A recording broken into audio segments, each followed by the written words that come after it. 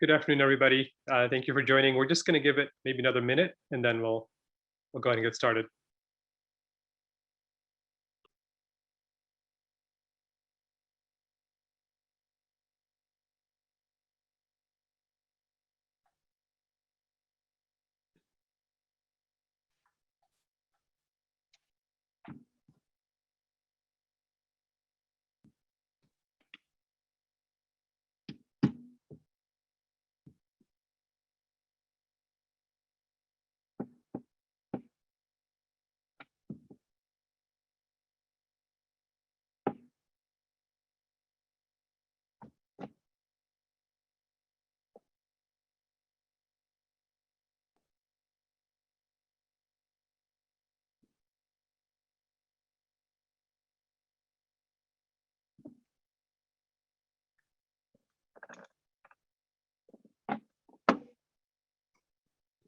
All right. Good afternoon, good morning, depending on what time zone you're in. Thank you so much for joining our webinar entitled How to Eliminate Legal Bottlenecks and Streamline NDAs in Your Deal Flow. My name is Tariq Hafeez. I am the co-founder of LegalEase Solutions. And thank you so much for joining today. A little bit about LegalEase Solutions. We are a legal outsourcing or alternative legal service provider based out of Ann Arbor, Michigan. And we have been working with corporate legal departments and law firms for the past 15 years. And what we do is we leverage technology, process innovation, and a global workforce to help corporate legal teams and compliance teams be more efficient, be more tech savvy, and ultimately be more cost effective. So today I'm joined by two of my colleagues, Patrice Asimakis and Naseeha Machingal. Patrice Asimakis is Director of Legal Services. She's also based out of the Detroit, Michigan area. And she's been practicing law for over 20 years, both in large law firms and small law firms.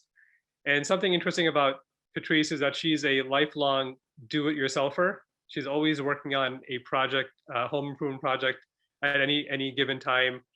And she's just as comfortable editing legal briefs as she is putting up drywall or painting, exteriors or interiors of her home. So Patrice has got a great background, and she'll be talking about the problems faced by private equity and other financial services firms when it comes to NDA reviews. Naseeha Machingal is joining us from our Bangalore, India office. Naseeha is Director of Client Success, and she spends a lot of time talking to our clients, understanding their needs, and ultimately making sure they're happy.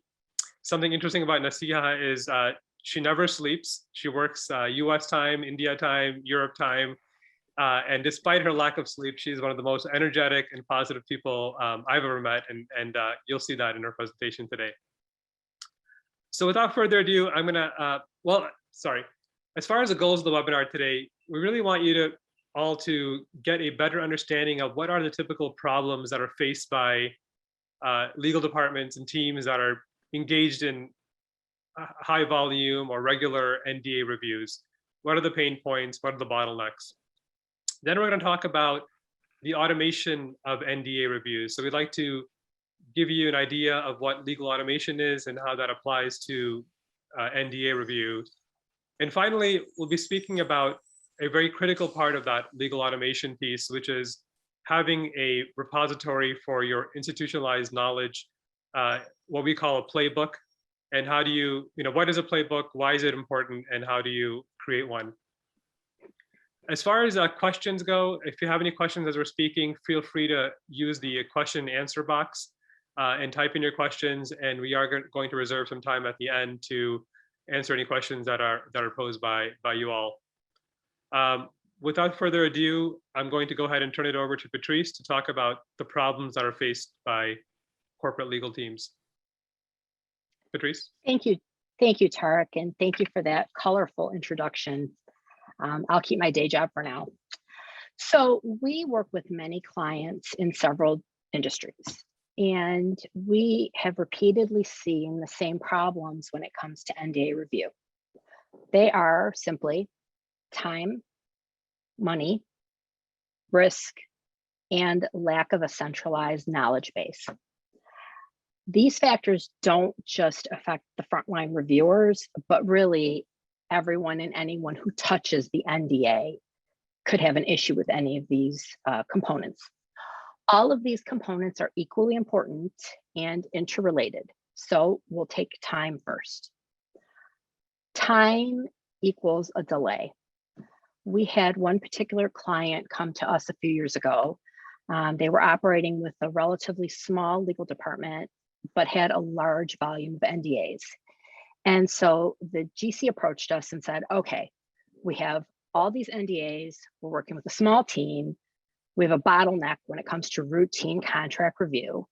And we learned that their lawyers were regularly working weekends just to keep up, just to tread water. They were barely making any progress. They were still falling behind. And no one wants to work a 6 or 7 day work week.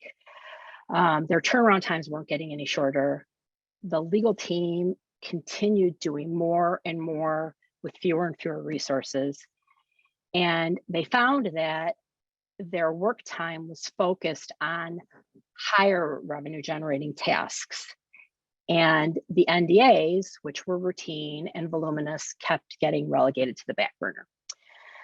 Now, I'm sure most of you know that the review of counterparty paper often takes longer than you review your own paper. And this client was mostly reviewing counterparty paper. The result of all this was stress. The legal department was stressed. They were dissatisfied with how the department was operating, and they had this bottleneck they couldn't solve. Like others, they had heard about the use of AI to speed up the reviews, but they didn't really know where to start. Which leads us to the second component, your cost, money. This is a very common problem across all industries. We work with GCs in industries such as private equity, software, technology, healthcare, among others. And we find that their staff is needed for high value work. This creates a need to explore alternatives for routine agreements.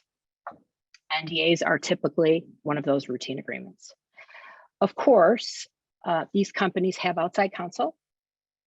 Frequently, they have more than one firm they can turn to, but this solution is often too costly for other than the most important contract review, not the routine contracts. So they need affordable solutions.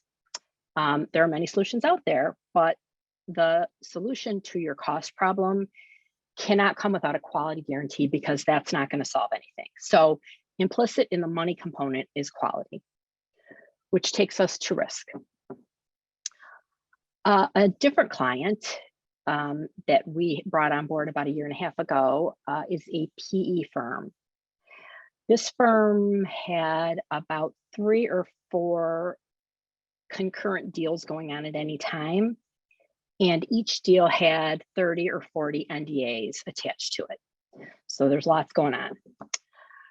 Their process was they would be reviewing these agreements based on nothing more than their institutional knowledge. When new lawyers came on board, they were trained to look for red flags. There were some written guidelines, but surprisingly, the existence of the contract playbook isn't all that common. We do see it, and we do see clients who have written guidelines, but really a playbook is not the norm, not yet anyway. What's the result of this? Well, first of all, inconsistent terms. You have a lack of a centralized and comprehensive location for anything that the legal department needs to pay attention to. This results in non-uniform reviews and, sadly, inconsistent provisions in the executed NDAs. This risk factor is tied back into the time component. As I said, they're all interrelated. And the backlog of NDAs that have gotten relegated to the back burner suddenly get to the front burner, but the reviews are rushed. They're touched by a variety of hands, and now there's a risk. So this client like many others we see, was looking for ways that they could take all this knowledge, their best practices, the checklists, the written guides, their magic words, and put them all into what we're calling the playbook. At that point, they wanted to take the playbook and write it onto an AI platform where a lawyer could perform a quality review and find out what important terms are missing or what are the gotcha terms, perform a red line, and they wanted it turned around fast in a day or two, and sometimes even those reviews are expedited to just a few hours. So the goal for this client, like many other clients that we see, legal departments, law firms, is to save time, to save money, to lower their risk, and also to have some transparency into their transactions, which in the end makes for a happier and better team. All right, thank you very much, Patrice. And I just want to highlight one thing that you said about time. You know, it's not always just about saving time for the sake of saving time. With a lot of our clients, the lack of, timely review of NDAs means that you can't start talking about a deal. You know, your actual business revenue or your actual business is being delayed because of the NDA not being executed on time. We have a global investment bank as a client on the sell side, and they're waiting to get these pitch books out to their potential buyers, but they can't get those pitch books out until the NDAs are reviewed. And when you have deals with multiple potential buyers, 30, 40, 50, time is really of the essence. So time is certainly something that we're seeing over and over again as a reason to look at automating the NDA review process. So thanks, Patrice, for talking about some of the common problems and issues faced by our clients and in generally by private equity, investment banks, financial service firms, and others who are using NDAs on a regular basis. I'm going to now turn it to Naseeha to talk a little bit about the solutions. What are the solutions to these problems? And we're going to talk about a core concept called legal automation. So Naseeha, please take it away. Thank you, Tariq, for that wonderful introduction. And now that we have a good understanding of the problems legal departments face, let's look at how do we eliminate these bottlenecks and tackle these problems. And the solution to this is legal automation. Most of us would have heard this buzzword increasingly being used the last 2 to 3 years. But what is legal automation? And is legal automation the same as document automation? And why is it so relevant to the conversation that we are having today? So in simple words, if I were to define legal automation, it's just the use of tools and technology to automate any manual task that a lawyer would be performing through the course of his or her day. Now, this could mean different things in different contexts. For example, let's take an attorney in a law firm. For that attorney, legal automation could mean automating the entire document review process so that the associates in the law firm do not have to manually go ahead and search for emails and conduct privilege reviews. Whereas if you take a corporate attorney in a legal department, a corporate legal department, legal automation could mean automating the contract review process. But how did we get here? And why is there a need for legal automation? And while I was looking for it, I think this beautiful legal automation meme came up on internet. And I think this picture does justice more than I could potentially put in words. And a lot of attendees on our call could relate to this lady there, what I actually do. And she looks like she's overburdened with so many documents that are sitting there for her to review. And these are the common problems that have created a use case for legal automation: routine, voluminous contracts with tight deadlines, strict budgets, very lean legal teams, and tight deadlines even to business teams. So that's how the use case for legal automation came about. Now, if we were to look at legal automation in the legal industry and understand how much of legal automation is out there, are we just in the starting phase for legal industry when compared to other industries? Or are we in a growth mode, and is there still potential for legal tech and automation to be used?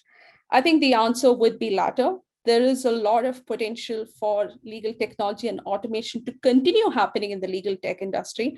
But definitely the last 5 years, there's been a great expansion of legal tech that's come out there.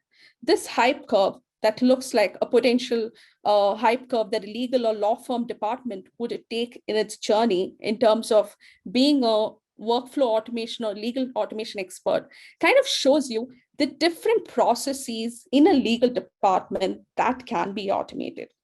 Simple reviews like invoice review, contract review, matters being, physically being recorded, or let's say compliance reviews being conducted manually, now have found way in terms of workflow automation and legal solutions. You have legal solutions for matter management, you have for spend management, you have corporate entity management solutions, CLMs, you have predictive analytics, vendor management, risk management, and many more that's out there. Now, while it's important to understand that there are so many legal automation solutions, and you might also want to check some legal tech solutions out there for your own firm to be able to automate, it's also important to understand that you need to really review your process and be able to understand the pain points involved in your process before you go ahead and automate. Sometimes technology might not be the solution for your process. Sometimes it could be a simple streamline of the process, a better workflow, right? So you have to take a deep dive, understand the pain points in your process, and be able to map the technology solution to the pain points of your process, and then have a strategy around legal tech implementation and automation before you are going to carry out an extensive legal automation project for your law firm or legal department. But one of the easiest processes that's out there in terms of legal automation is actually the NDA process. The NDA process automation is one of the low-hanging fruits which every legal department and law firm can automate today. Now, the trick of legal automation is to think of every single process as a simple workflow.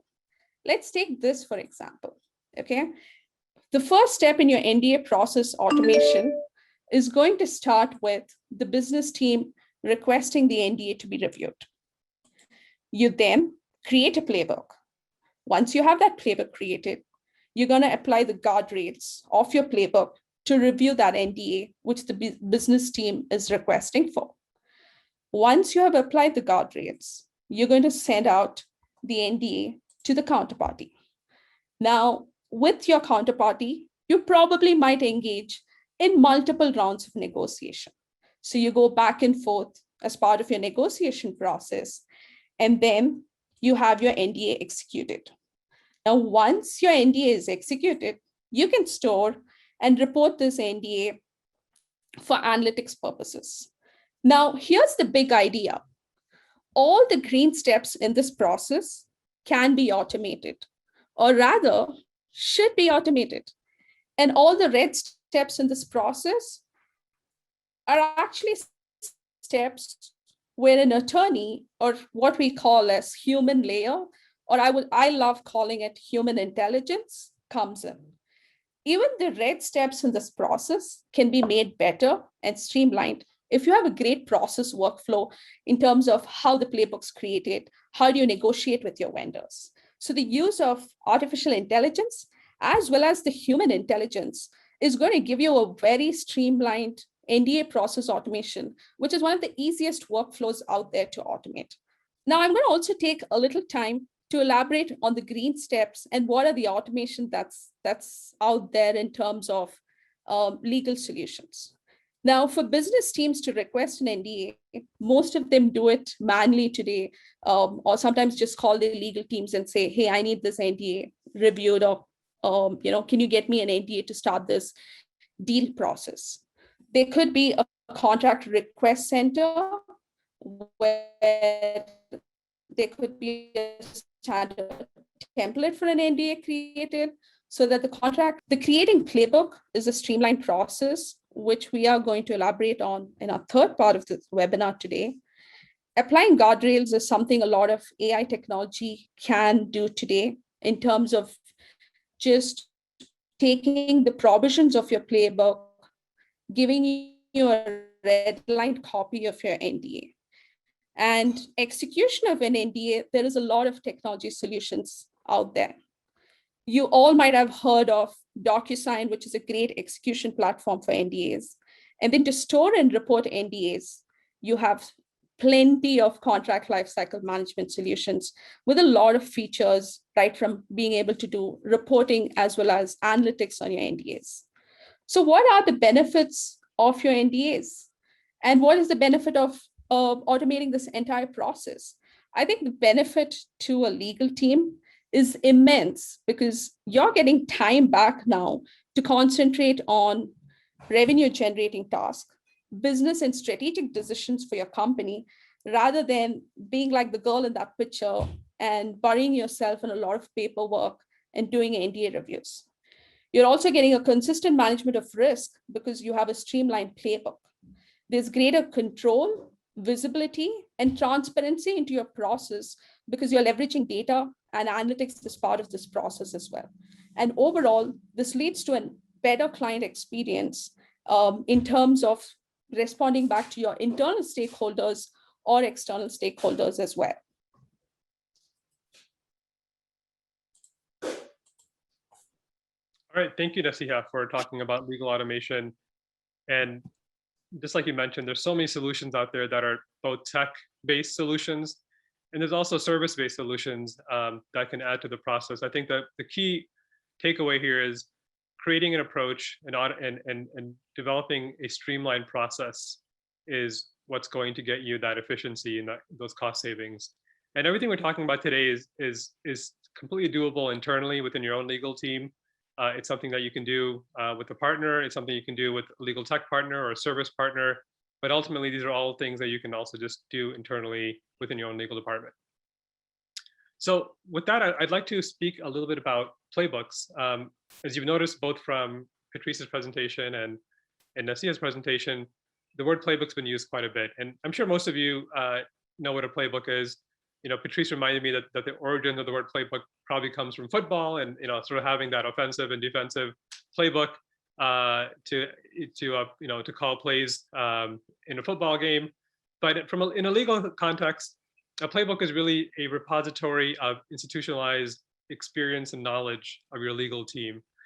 And it's something that when we consult and talk to clients around the country, we're oftentimes, you know, I guess surprised that more companies are not documenting their processes and procedures in a playbook.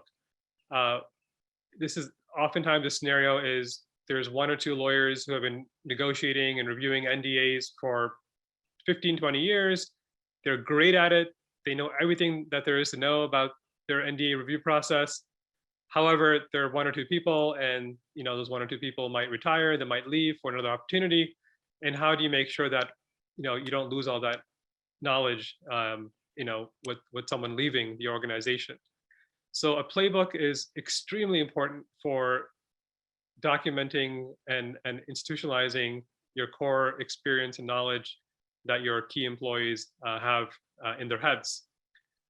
It's also, a playbook is important, and I think Patrice talked about this when she talked about the risk element of having or not having a good defined NDA process. If you have multiple attorneys reviewing NDAs on your end, they all are experienced and great at what they do, but they might end up with inconsistent results. They might allow for certain definitions or allow for certain types of clauses, whereas the other attorney may have a different approach. And ultimately, if you stack up all the NDAs at the end of the year, you might find that there's quite a bit of variance in what's being negotiated. So by having a good playbook, you can minimize the variances and increase the consistency in how your NDAs and other contracts are reviewed. Of course, when we talk about playbooks, today we're speaking specifically about NDAs and related agreements like non-reliance letters, but this same concept could be used for any type of a contract that's being done routinely. So I want to show you what a playbook looks like to kind of give some of you a better idea of what we're talking about. So here's an example of a playbook that we developed in conjunction with a private equity client. And the playbook essentially is going to cover all the main parts of your NDA. So if you have 20 sections in your NDA, you might end up having 20 sections in your playbook. And the playbook is going to give guidance to the reviewer on how do you deal with any types of variances, deviations, negotiations from your standard position. So it's easy enough when you start with your standard position that, hey, our NDA says that the jurisdiction is going to be Delaware, but what happens when somebody says we'd like the jurisdiction to be California? Is that something acceptable or not acceptable? The playbook is going to define that. And of course, the jurisdiction is a very simple example.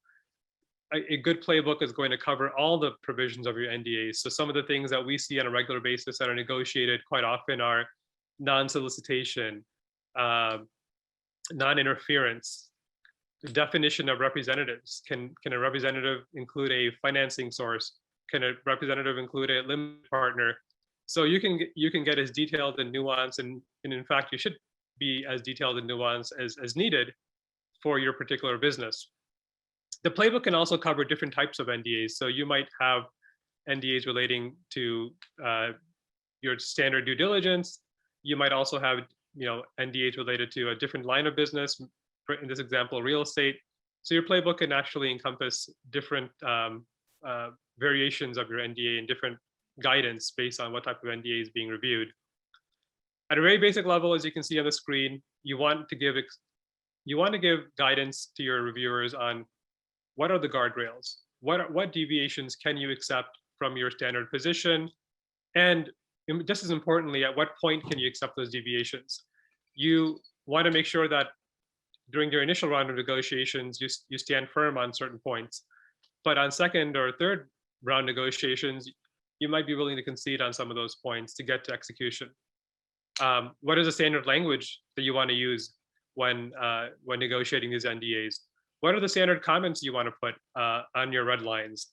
Oftentimes, being able to explain your position as to why you're redlining something is extremely important to get the other side to understand where you're coming from. So this is the type of guidance that you will have built into your playbook. And the playbook is going to, of course, evolve over time, but it's meant to cover the vast majority of issues that might come up during an NDA review and negotiation. So how do you create a playbook? I think a lot of people get stuck at the idea that it's going to require just such an immense amount of investment of time and effort that the initiative is oftentimes put on the back burner. What we found in our experience helping clients create playbooks is it doesn't have to be that painful. In fact, you could use another team, you can use a partner, you can use a company like ours to help you create that playbook. Oftentimes, it's helpful to use a third party. But creation of a playbook, we've seen it done, as quickly as within a week or so for some rather simpler NDAs and when there's quite a bit of information to start with. And sometimes the process can take several weeks. It really depends on how complex your NDA is, how complex your process is, and where we're starting off with. But the initial or the steps in creating a playbook are all pretty much the same. The first step in creating a playbook is taking stock of what you already have. Oftentimes clients will have certain instruction material. They might have some references, some notes that they pass on to attorneys who join their legal team. They might have some kind of a checklist that they use. All of these are great. They're great starting points in terms of building a playbook. However, another important component of building a playbook is taking a look at actual deal NDAs, from start to finish. For this particular deal, the standard NDA looks like this, and then it got negotiated, 3 times, and the final executed NDA, looked different. And by looking at those red lines, by looking at the changes being made throughout the life cycle of of a typical NDA negotiation, you can start extrapolating some really good information from that and putting that into your playbook. Typically, we like to see at least 10 to 12 different NDAs that, from start to finish, to be able to extrapolate enough information to add value to the playbook. So step one is, again, taking that information and extrapolating it and putting it into the format that we showed you earlier. It could be as basic as a couple tables on what's acceptable, what's not acceptable. And that's a good way to start that playbook creation. Once you've gotten that initial draft playbook, you want to then collaborate with your stakeholders. Who are the attorneys that need to be involved in reviewing this playbook? Again, you might have 2 or 3 people who have a lot of that institutional knowledge. You want to make sure they're at the table and they're looking at this playbook and they're telling you, hey, this is too simple. You're simplifying it way too much. There's a lot more nuance. Or maybe it's too nuanced and it's too complex, and we can make it simpler. But you want to get your key stakeholders involved in reviewing the playbook and ultimately giving their blessings on the playbook. Finally, once you've gotten the playbook drafted and you've collaborated with your team and you've gotten all the key stakeholders and their input, keep in mind that the playbook is not set in stone. It's a living document.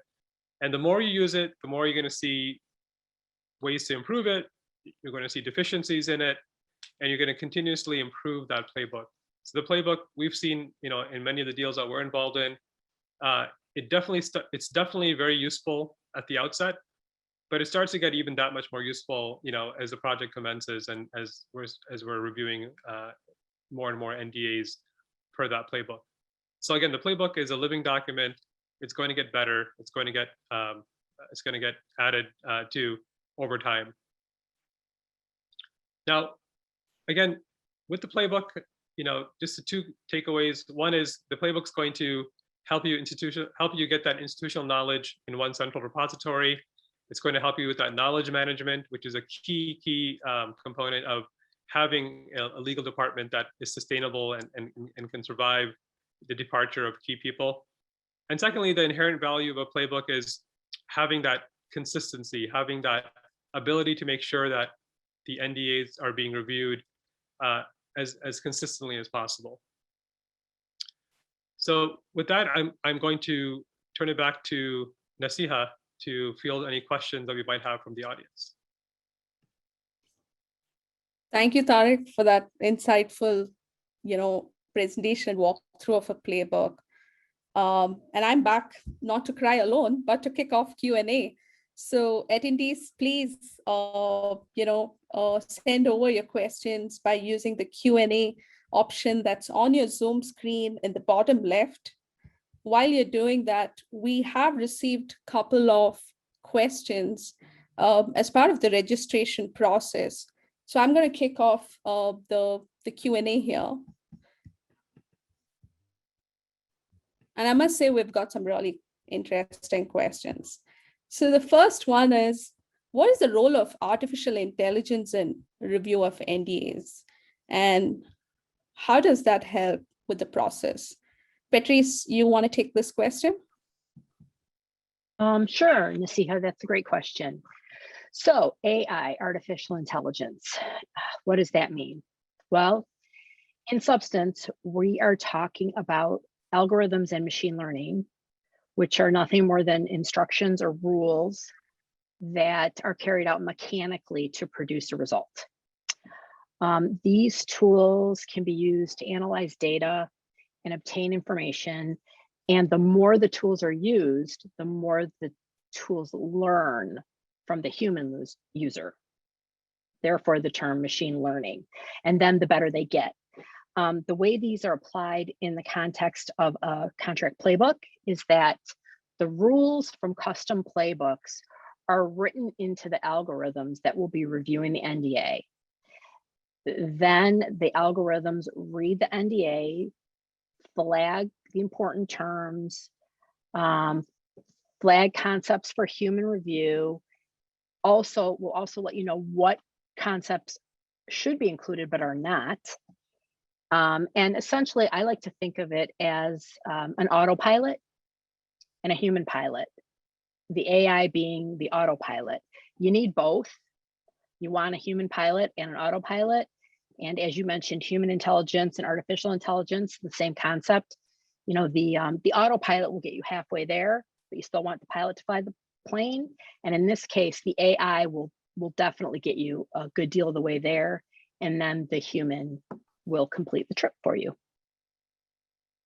Thank you, Patrice. We don't want to land just on autopilot mode, but that makes sense. So the next question that's come is on Playbook. And Tariq, I'm going to direct this to you. If the Playbook keeps getting updated frequently, will it not create more confusion while reviewing contracts? It's a good question.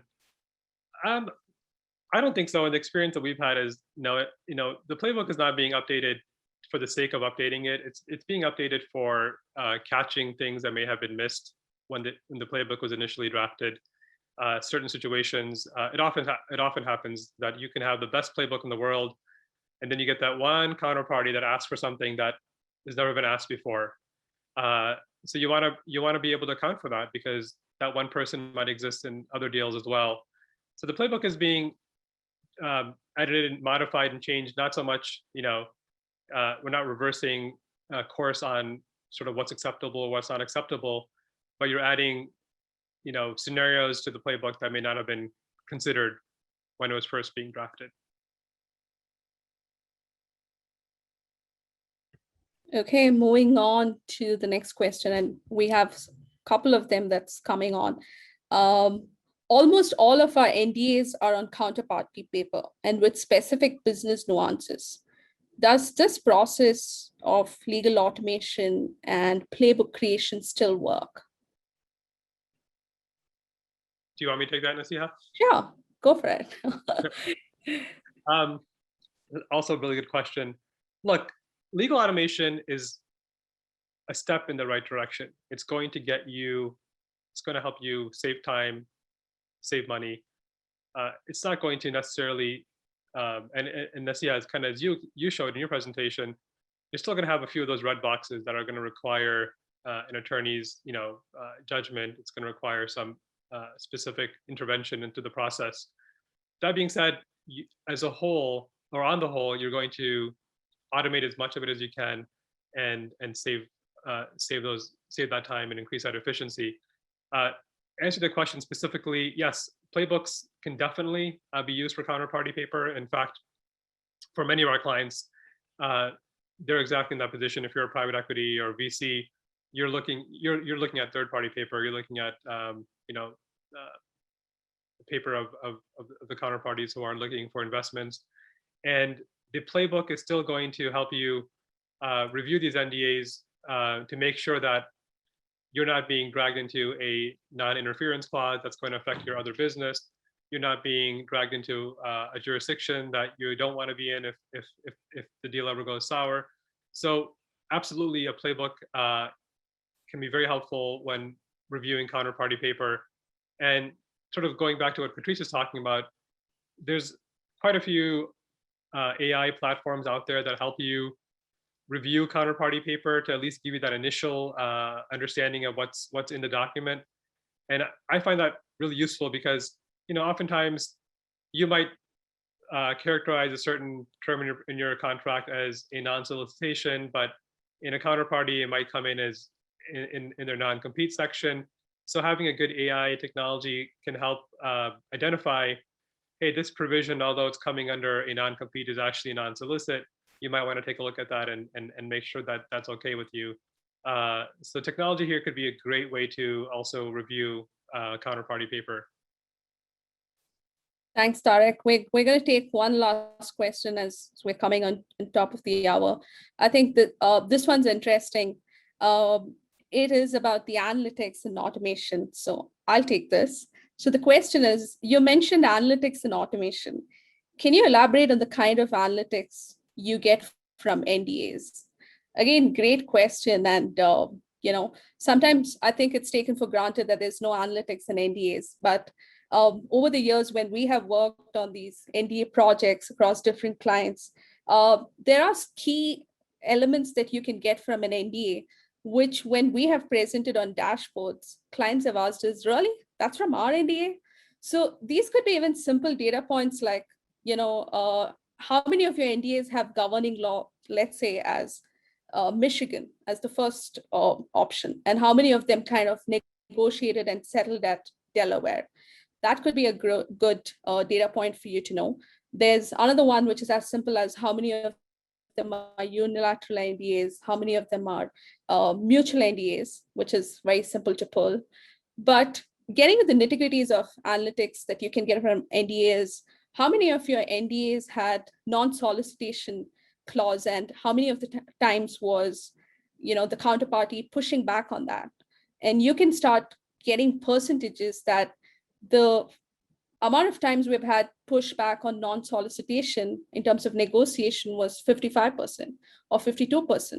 And we can start breaking this for any section of your NDA.